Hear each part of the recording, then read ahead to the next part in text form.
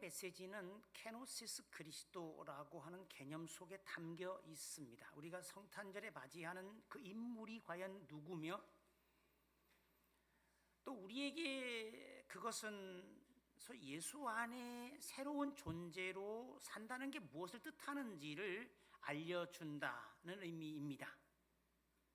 이것이 성탄의 의미입니다. 그것을 이해함으로써 다시 그를 맞이할 준비를 갖추려고 합니다. 우리가 아는 대로 예수 그리스도는 구약 성서에 나오는 모든 인물들을 종합한 분이고, 우리 마태복음에 나오는, 서두에 나오는 그 지루한 듯 보이는 이 족보, 아브라함과 다윗의 자손 예수의 족보, 원래 이 헬라 원어는 다윗의 자손, 아브라함의 자손, 다윗이 먼저 나오고 아브라함의 자손 예수의 근원에 관한 책입니다. 우리가 근데 예수의 족보는 혈통의 족보라기보다는 믿음의 족보이고, 흔히 쓰는 말로 하자면 모든 믿음의 조상들의 정기를 물려받은 이라고 하는 때문에 그에게서 구약성서의 여러 인물들의 얼굴이 겹쳐 나오죠.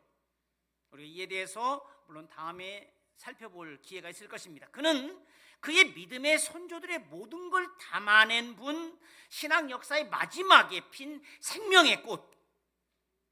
그는 모든 물줄기가 그리로 흘러 들어가는 생명의 바다와 같은 분. 달리 말하자면 자기를 비워 모두를 품으니라고 할 수 있습니다. 누가복음은 예수의 족보가 아버지 요셉으로부터 시작해서 거슬러 올라가 아담을 거쳐 하나님에게까지 이르죠. 소위 예수는 하나님의 뿌리를 둔 분이고 하나님에게까지 이르는 길이 되시는 그분이라고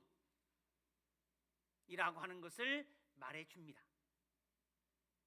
보통 교의학에서는 예수를 왕, 제사장, 그리고 예언자라고 압축해 부르기를 소위 그리스도의 삼중직이란 말로 표현합니다. 그는 물론 우리가 아는 대로 참 신이자 참 인간, 반신 반인이 아니라 참 신이자 참 인간, 이걸 칼케돈 신조가 이 451년에 소위 베레 데우스 베레 호모라는 말로 불렀고, 다른 예수님에 대한 표현들은 많죠. 블루마르트 부자는 예수는 승리자다, 세상을 이긴 분, 우리에게 닥쳐오는 수 없는 시련과 위기들이 아무리 커도, 우리가 당하는 환난과 박해가 아무리 커도 결국 그는 세상을 이긴 분, 그가 주는 평안과 기쁨은 누구도 뺏어갈 수 없다고 하는, 우리가 오늘 읽은 본문에 나오는 이 케노시스 그리스도 역시 그리스도론의 하나입니다. 우리가 읽은 본문의 6절부터 11절은 그리스도 찬양가, 그리스도 찬가인데, 그렇게 불리는데, 초대 교회가 자신들이 고백하는 신앙의 내용을 담아놓은 노래입니다. 예수는 하나님인데 다 비웠다는 내용이죠. 이 케노시스란 바로 거기에 해당되는 헬라어 단어입니다. 비움, 화육에서 인간이 되신 것에서, 십자가에 달리신 것에서 드러나는 알맹이 내용이 바로 하나님의 자기 비우심이라는 것입니다. 화육과 십자가를 압축하는 개념이 하나님이 자기 비우심. 다른 대로 이 화육을 기념하고 축하하는 절기가 성탄절이고, 십자가와 이 부활, 십자가와 그의 다시 살아남을 기억하는 절기가 부활절기죠. 그 앞에 물론 사순절이 있습니다. 이 단어, 비운다는 단어는 사실은 아무것도 아닌 것으로 만들었다는 뜻입니다. 이 두 복음의 핵심인 화육과 십자가는 인간으로 낮아지신 하나님, 그리고 십자가에 달리신 하나님을 드러낸 두 모습. 이 십자가에 달리신 하나님이라는 말은 유명한 신학자 몰트만의 그리스도론 책 제목입니다. 그는 근본 하나님과 같은 본체다. 형체 또는 겉모습인데, 그런데 하나님이 그 형체를 비웠다. 그래서 종의 형체를 입었다. 아무것도 아닌 존재로 만들었다. 이게 무슨 말일까? 자신을 비워 하나님의 모습에서 종의 모습. 하나님이 원래 어떻게 생겼나요? 혹시 보셨나요? 하나님의 모습에서 종의 모습이 되었다. 왕관의 권위를 벗고 시녀의 옷으로, 종의 옷으로 갈아입었고, 그 권위와 위엄의 모양이 없이 자기의 진짜 참모습을 드러낸 것. 말하자면 촛불이 그렇듯이 자신을 태우면서 빛을 내듯이 그 있는 모습 그대로가 아니라, 또 소금처럼 형체를 잃으면서 맛을 내듯이 그 본질인 향기, 또 기능인 소리로서 존재하는 어떤 순전한 기도로서, 그분은 누구? 그 향기, 기도, 하나의 시. 그래서 그분을 뭐라고 표현합니까? 바울은 그리스도는 영이다 라는 말로 표현합니다. 영을 우리가 잡을 수 없듯이 그 정신, 그 혼, 그 마음, 그 믿음, 그거. 그래서 그 영을 받아들인 사람들은 자신이 비워지고 그 속에 예수를 채우는 그릇과 같다고 표현합니다. 바울은 고린도후서 4장 7절에서 그 그리스도를, 보배로운 그리스도를 담은 깨질 질그릇과 같다고 자신을 표현합니다. 욕망과 탐심을 비워내고 진짜 보배를 담은, 그래서 하늘의 지혜와 능력으로 무장한 새로운 사람으로 살아가는. 예수를 바울은 고린도전서 1장에서 하나님의 지혜와 하나님의 능력이란 말로 압축해 표현합니다. 사실 우리는 모든 게 많이 채워져 있죠. 사람이 급히 성질도 내고 또 화를 내고 하는 것은 대부분 열등감이나 자격지심이 꽉 채워져서 자신이 좁아져 있기 때문입니다. 끝까지 듣기가 어렵죠. 벌써 나를 무시해? 하는 순간, 듣는 순간 벌써 불이 붙여지죠. 그래서 비판적 소리를 끝까지 듣기가 어려워집니다. 빨리 오해하고 말이 끝나지도 않았는데 발끈하죠. 그것들로 채워져 있으면 우리 자아가 자꾸 좁아집니다. 그래서 충고를 자신의 양식으로 삼고 조언을 발전의 기회로 만들지 못하는 것입니다. 여러분, 긴 연필과 몽땅 연필 중에 어떤 게 형일까요? 네? 사용되지 않은 멋지고 깨끗한 새 지우개와 써서 조그맣고 볼품없게 된 낡은 지우개 중에 누가 어른일까요? 지금 공장에서 만들어 방금 출품된 새 연장과 오래 써서 다 다른 연장 중에 싱싱한 젊음을 자랑하는 이들과 이미 모든 걸 내주고 주름이 깊게 패이고 피부가 쭈글쭈글해진 노인 중에 진짜 익은 성숙한 이의 모습을 우리는 볼 수 있을까? 그 아름다움을, 그 내면의 헌신의 마음을. 이 비웠다고 하는 것은 비워서 오히려 커진, 마치 첼로의 소리통이 비워져서 더 큰 소리를 내고 증폭하듯이, 마치 예수는 자신을 펼쳐낸 보자기처럼 모두를 품에 안고 감싸고 보살피는 드넓은 품으로 자기 백성을 위하여 죽음을 마다하지 않은 진정한 왕, 이게 하나님의 뜻이었습니다. 참 왕은 자기 백성을 위하여 낮은 자리로 내려와 백성들을 위해 굳은 일을 마다치 않으며 자기 목숨 내놓기를 아까워하지 않고 섬기는 자로서, 누가복음 22장 27절에 나는 너희 중에 섬기는 자로 있다. 이 내용이 섬기는 자는 서빙한다는 뜻입니다. 식탁에 앉아서 먹는 사람이 큰가? 아니면 식탁에 앉은 이를 서빙하는 자가 큰 사람인가? 당연히 식탁에 앉아서 먹는 사람이 크죠? 그런데 나는 너희 가운데 섬기는 자로 있다 라고 이야기합니다. 진짜 왕은 그렇죠. 가장은 진짜 그렇죠. 가족을 위해 청소를 하고 설거지를 하고 하는 것이 필요하면 교회도 마찬가지입니다. 출석, 봉사, 헌금, 청소 등 자기 집을 꾸미듯이 하죠. 하나님 사랑은 교회를 통해서 드러나고 주인이 된다는 건 그것입니다. 여러분, 주인 행세를 한다고 해서 주인이 되는 게 아닙니다. 진정한 주인의식을 가진 사람은 그 집을 위하여, 예를 들면 집에 강도가 들어왔을 때 내가 용감하냐 용감하지 않냐는 중요치 않습니다. 가족을 지키기 위해서는 나설 수밖에 없는 것이고, 그게 가장인 것처럼, 그게 아버지인 것처럼, 그게 남편인 것처럼. 그런데 우리는 정말 그럴까? 정말 우리는 비울 수 있을까? 우린 예수와 닮은 그의 제자가 맞는가? 사람들이 우리를 볼 때 우리가 보이는 대신에 예수가 보여야 하는데 보일까?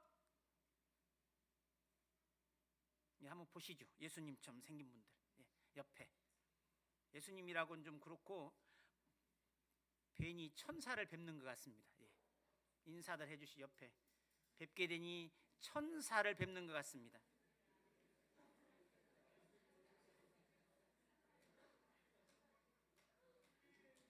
천사 얼굴이 어떻게 생겼는지 이제 아실 겁니다. 사실 우리는 예수님 같은 모습을 온전히 드러내기는 불가능하죠. 그저 기도하죠. 그래서 그리스도의 향기와 그의 편지가 되기 위하여 애씁니다. 고린도후서 2장 15절과 3장 3절에 바울이 말한, 우리는 누구인가? 그리스도의 향기이며 그리스도의 편지다.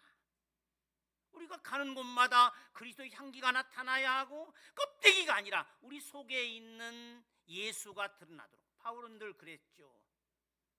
내가 사는 것은 내가 사는 게 아니라 내 속에 그리스도가 사는 것이다.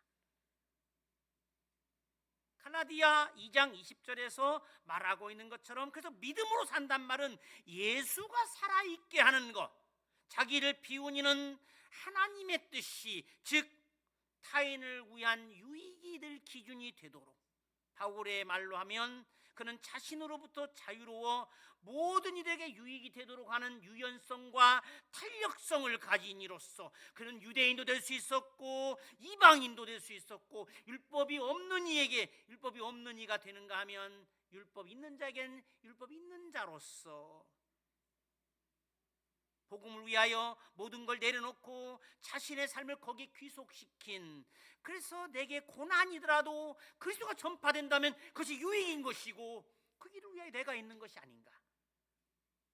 그리스도가 전파된다면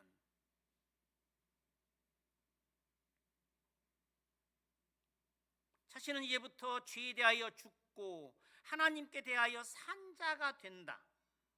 그저 주의 뜻을 이루는 의로운 무기로, 유용한 도구로 사용될 수 있는, 하나님께 영광이 되고 모두에게 유익이 되는, 그렇게 일할 수 있는 자유인, 편견과 고집을 내버리고 자기가 가진 지식과 선입견을 내려놓고 가능할까요? 사람의 경험과 지식은 사실 이율배반적입니다. 경험과 지식은 한편으로는 사람을 지혜롭게 만들지만 또 다른 한편으로는 사람을 폐쇄적으로 만듭니다. 그래서 경험이 많아질수록 자신이 직접 접하지 못한 것들에 대해서는 배척하게 되고 자기 한계의 늪에 빠지죠. 사람은 거기에 매달리고 천착하고 거기에 매두죠. 성공한 경험은 더더욱 그렇습니다. 한번 성공하면 놓지 못합니다. 새로움의 문을 닫게 만들고 배울수록 거기에 갇히게 되고, 그 사람은 자기가 아는 것을 버리거나 포기할 수 없기 때문이죠. 그래서 지식이 오히려 자기의 터치입니다. 하나님은 그 지식에 빠지게 만들고 그 덫에 걸리게 만든다는 겁니다. 우리가 대화를 하는 경우든 혹은 생활에 있어서든 자기 생각이 들어가지 않을 수 없고 자기 바람을 담지 않을 수 없기 때문에 인간의 지식은 그래서 이율배반적이고 인간의 경험은 그래서 사람을 그 안에 가두는 창살이 되기도 합니다. 배울수록 사람은 좁아지고 우리가 이 박사가 사실 우리말로는 넓을 박자를 써서 많이 넓게 하는 사람이지만 실제로는 좁고 깊게 하는 사람을 박사라고 부릅니다. 물론 모두가 자신이 아는 것에 자신을 똑똑하다 여길 수도 있고 그러나 자신 안에 갇힌 불행한 사람들도 많이 만나봤습니다. 우리가 노래 부르는 중에 늙어가는 것이 아니라 익어가는 것이다. 노사연 노래의 가사가 있지만 늙어가면서 아량이 생기고 관용의 사람이 되고 익어가는 대신에 고집 만들고 점점 더 좁아지고 고착화되는 사람들이 있습니다. 양보를 모르고 자기가 아는 것만 물고 늘어지는 사람들, 늙어가지만 익어가지 않는 사람들, 세월은 가지만 성숙해지지 않는 사람들, New Year, Old Me. 새로운 시대가 왔으나 바울은 은사에 관한 장에서를 분명히 말하죠. 각기 가진 자기 재능과 같은 각기 은사가 아니라 사랑이 최고다. 방언이 최고가 아니고 예언이 최고가 아니고 사랑이. 그러므로 진정한 삶은 늘 그 반대입니다. 위로부터 오는 은사에 관하여 이야기하는 이 야고보서는 이렇게 말하죠. 너희 중에 지혜와 총명이 있는 자가 누군가? 그는 선행으로 말미암아 지혜의 온유함을 그 행함으로 보여라. 너희 마음속에 독한 시기, 다툼, 자랑하고 진리를 거짓말하고 지혜는 위로부터 내려온 것이 그런 지혜는 위로부터 내려온 게 아니고 땅의 것이고 정욕의 것이고 귀신의 것이고 시기와 다툼이 있는 곳에 혼란과 모든 악한 일이 있다. 오직 위로부터 난 지혜는 성결하고 화평하고 관용하고 양순하고 긍휼과 선한 열매가 가득하고 편견과 거짓이 없다. 비움에서 오는 것입니다. 그 지혜가 유용하게 되도록 나를 자랑하는 수단이 아니라 바리새파 사람들이 했듯이 기도가 자기를 과시하는 아주 추잡한 수단이 아니라 진정 하나님 앞에 세우는 것이어야 돼. 참으로 지혜로운 사람은 그래서 미련한 자로 자처합니다. 바울은 고린도서 3장 18절 19절에서 여러분이 정말 지혜로운 자가 되고 싶다면 미련한 자가 되어라. 그래야 여러분은 지혜로운 자가 될 것이다. 사람은 늘 모으고 쌓고 채우려 합니다. 그것이 삶입니다. 혹 죽을 때가 되어서야 내려놓을지 모르겠는데 살아가는 과정은 늘 욕심을 이루고 본능을 충족시키려고 하는 애씀의 과정입니다. 그것은 생각하는 것보다 더 근원적이고 깊은 것이죠. 나 자신이 의식하지도 못한 채 내가 원하는 대로 내가 알고 옳다 여기는 대로 했으면 좋겠고 나에게 그것이 편해서든 익숙해서든 내가 기준이었으면 하기 때문입니다. 누구나 그렇습니다. 본문은 하나님의 아들이 그랬듯이 자기를 아무것도 아닌 것으로 만들 수 있느냐? 우리는 우리가 무시당하는 것을 참지 못하고 자기의 존재가 인정받지 못하는 걸 견뎌내지 못합니다. 자기 감정이 살아있어 기분이 나쁘게 되기도 하고 살아있는 한 자기 목적을 이루고자 하는 의지가 발동되기도 합니다. 그 본능이 우리고 그 욕구가 삶의 동기고 충동이 생활의 에너지이기 때문입니다. 우리가 살아있는데 어떻게 우리가 신의 도구가 하나님의 도구가 될 수 있을까?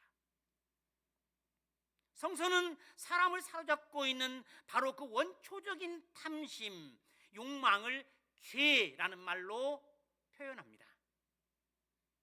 우리가 스스로 극복하고 넘어설 수 없는 욕심덩어리로서 우리를 결과적으로 죽음에 이르게 하는 그것,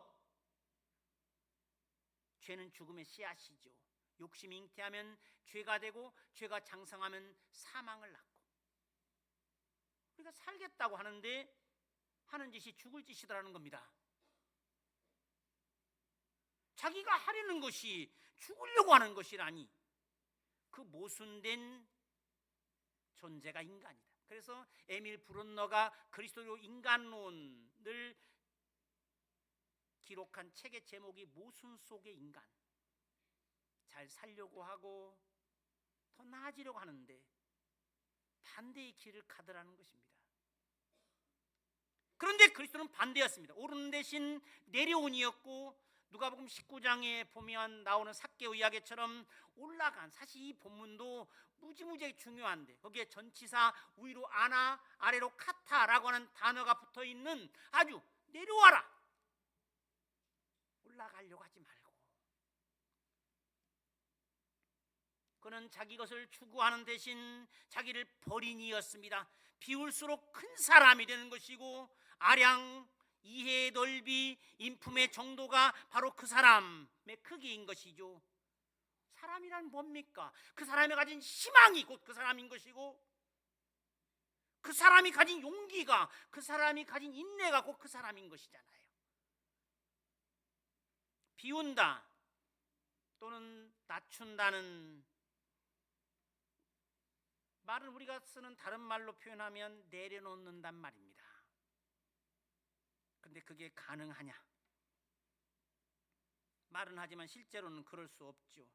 그것을 원한다고 또 하려고 한다고 되는 것도 아닙니다. 물 한번 껴진다고 해서 씻겨지는 가벼운 먼지와 같고, 본능이라고 하는 것이 죽어라고 노력하면 벗겨지는 때일까? 욕심이라는 게 내려놓고 싶다고 해서 내려지는 것인가?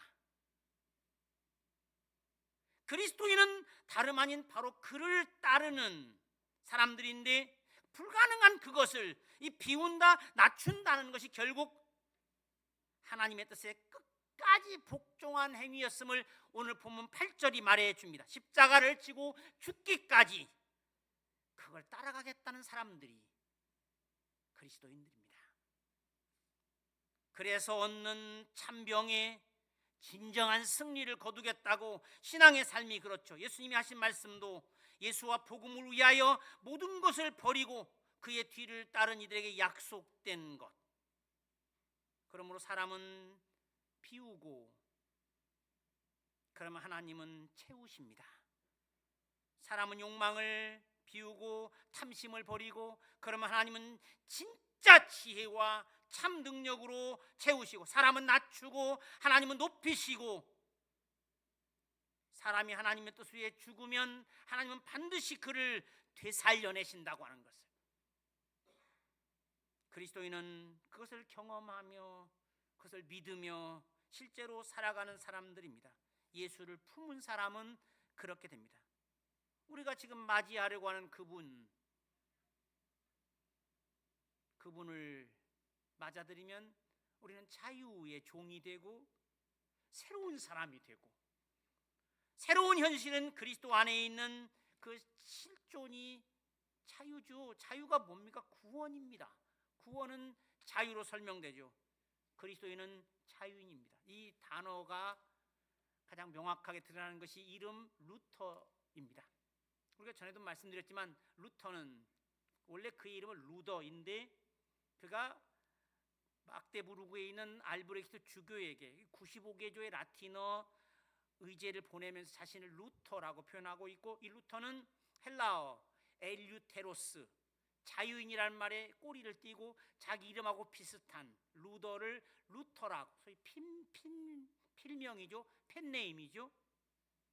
하나님 안에서 자유로운 자, 그리스도 안에서 해방된 자 란 뜻입니다. 그런데 어떤 사람들은 말하죠. 하나님이 있으면 인간은 그의 노예일 수밖에 없다. 그렇게 주장하는 사람들. 하나님이 없어야 인간은 비로소 하나님으로부터 자유로울 수 있다. 하나님 때문에 인간은 어차피 노예다 라고 하는 주장입니다. 유학의 인간에게는 의지하고 보호해 줄 신이 필요했는지 모르지만, 성숙한 이 어른 인간은 스스로 자기의 운명을 개척하고 자기의 삶과 행동에 책임지는 존재다 라는 것입니다. 그러므로 하나님은 인간 세상에서 떠나거나 아니면 인간이 그를 추방해야 한다고 주장하는 사람들입니다. 성서는 그 반대를 말합니다. 그가 우리를 해방하셨고 우리를 온갖 인간적 약점으로부터 욕망으로부터 풀어 자유롭게 해주신 분, 홀로 할 수 있으면 해보시라는 겁니다. 욕심을, 분노를, 나쁜 기분을 없앨 수 있는 사람이 있는가? 본능을 넘어 자신을 비울 수 있으며 욕망을 버릴 수 있으며 자기가 자기 넘어 이기심을 넘어 참 삶을 살 수 있는지, 자신이 자기 탐욕을 억어할 수 있으며 죄를 극복할 수 있는지, 자신이 아무것도 아닌 것이 되도록 무시를 당하는 것을 참아낼 수 있고 모욕을 견뎌낼 수 있는지. 아니죠. 사람은 인정받으려고 하고 칭송받으려고 하고 풍족하려 하고 성공하려 하고 자신의 존재를 드러내려 하고 자아를 실현하려고 하고, 그러나 예수는 자신을 낮추고 욕심을 온전히 비워 죽기까지 하늘의 뜻에 따랐습니다. 그가 우리에게 새로운 삶의 길이 되었고 우리는 그를 참 생명의 길이라 믿고 따라가는 사람들입니다. 우리 그리스도인들은 그 길을 따르는 사람들, 길 위의 사람들, 참 생명과 유익을 따르는 자유로운 추종자. 성탄과 십자가의 의미는 하나님의 낮아지심, 하나님의 자기 비우심, 인간의 끝없는 상승 욕망과 높아짐의 꿈과 반대의 낮아짐의 자리로 오신 그분. 그는 우리 인간을 찾아 땅으로 내려오셔서 우리를 이해하신 분. 우리가 아는 대로 영어 understand는 원래 다 아시는 대로 아래에 선다는 뜻이죠. understand입니다. 비우면 품을 수 있고 가장 낮은 곳으로 내려오면 다른 이가 그 위에 설 수 있는 터전과 기초가 됩니다. 하나님이 하신 일입니다. 하나님이 사람이 되신 것도 도저히 이해하기가 어렵지만 하물며 그가 우리 인간의 종이 되어 우리를 섬겼다니.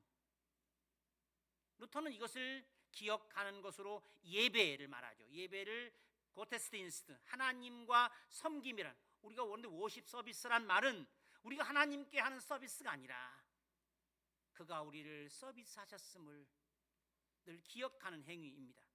이 신의 낮아짐이라는 소식이 정말 가능한 이야기며 이 최고로 고상하고 놀라운 이야기가 실제로 일어났단 말인가? 이 복음을 받아들인 사람들이 구원받은 사람들이고 영생의 길을 가는 사람들입니다. 하나님의 낮아지심과 비움에 그저 감격하고 그의 방식을 따르는 삶은 늘 가장 높은 가치와 자기를 능가하는 기준에 맞춰 자기를 비워가고 넓혀가는 과정이 됩니다. 우리 중에 가장 낮은 자가 누굴까? 신앙적 용어로 하면 가장 겸손한 사람. 누가 이름 없이 가장 헌신적인 사람일까? 신앙인에게는 나 개인이란 없습니다. 하나님의 위대한 말로 다 할 수 없는 그 뜻 안에 내 자리가 있고 우리는 그의 의를 이루어가는 수단. 전에 말씀드린 대로 우리는 정의로운 시민이 되는 것을 넘어서서 뇌물을 받지 않고 불의에 굴하지 않고 사는 것도 참으로 대단한 일이지만 우리는 더 나아가 하늘의 뜻을 이루는, 하나님이 그러하셨듯이 그리스도를 통하여 자신을 드러내셨듯이 그리스도는 우리가 따르고 본받고 배우는 입니다. 그러므로 그리스도인은 늘 내 마음대로가 아니라 주님의 뜻대로 추구하는 사람들입니다. 그저 하나님의 그 말로 다 할 수 없는 우리에 대한 사랑 때문에 그를 따르고 섬기는 사람들. 그러면 그는 시간이 지날수록 열린 사람이 되고 큰 사람이 되고 성숙한 사람이 되어 갑니다. 자신을 비워 모두를 담을 수 있는 큰 그릇이 된, 처음 교회가 부른 노래 속에 담긴 그 메시지는 바로 그것, 하나님이 자신을 비워 우리를 품으셨다는 그 의미를 압축해 담은 말씀으로 볼 수 있는 바울의 편지 한 구절을 인용함으로써 마치려 합니다. 고린도후서 8장 9절입니다. 우리 주 예수 그리스도의 은혜를 너희가 알거니와 부요하신 이로써 너희를 위하여 가난하게 되심은 그가 가난함으로 말미암아 너희를 부요하게 하려 하심이라. 자기를 낮춰 자신의 피조물을 구하시고 자기를 희생해 그의 사람들을 살리셨다는 이 소식, 놀랍고 감사할 따름입니다. 그래서 그의 태도를 본받고 그의 행위를 따라하는 우리가 되는 것, 그의 낮아짐과 겸손의 태도를 배우고 그의 비우고 용납하는 사랑의 행위를 따르기를 주님의 이름으로 축원합니다. 하나님 아버지 감사합니다. 우리는 늘 죄악에 붙들려 살아갑니다. 그저 본능에 충실한 자연인으로 깨끗한 듯 욕심을 이루는 것이 우리 인생이고 열심히 살려고 애쓰지만 죽으려고 달려가는 이들에 불과합니다. 이런 우리를 불쌍히 여기셔서 하늘로부터 땅으로 내려와 참 삶의 길을 개척하시고 우리를 영생의 궤도에 올려놓으시어 이제부터 우리의 삶이 감히 하늘 뜻을 이루는 의로운 도구가 되고 우리 인생의 허망함으로 끝나지 않도록 영생으로 가는 행로가 되게 하신 것을 감사합니다. 성탄의 소식이 우리에게 행운과 기쁨이 되고 그 복음의 소식이 이제부터 최고의 값지고 가치 있는 삶이 되도록 강제하게 하십니다. 주님을 믿고 하늘을 섬기는 이들답게 우리 주님 예수 그리스도를 따라 그가 지워준 멍에를 기꺼이 메고 비록 힘들지만 소멸되지 않을 참 삶에 대한 소망 가운데 그 십자가의 길을 능히 걸어가게 하시옵소서. 우리 구주 예수 그리스도의 이름으로 기도하옵나이다. 아멘.